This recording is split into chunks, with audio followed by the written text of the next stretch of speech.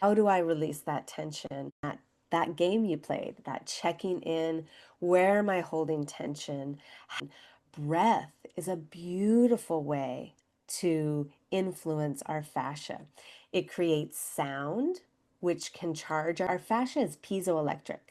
So just like a quartz crystal, when it's deformed, it creates, when it is exposed to pressure waves, it creates an electrical current. And that current can go where needed. And sound is a beautiful way to do that. When we breathe in to these resonant chambers in our nasal cavity, in our respiratory chamber, we actually create sound that has the potential to charge this fascial network, this quantum highway in the body.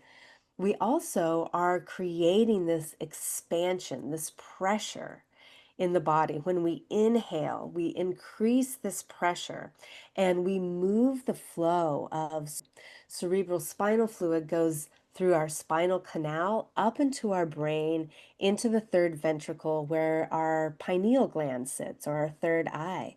So we are moving this liquid that also has collagen in it, right? The fascial network is vast and it can act as this transducer for all kinds of frequency information. So just our breath is creating sound in our resonant chambers that has the potential to charge our fascia.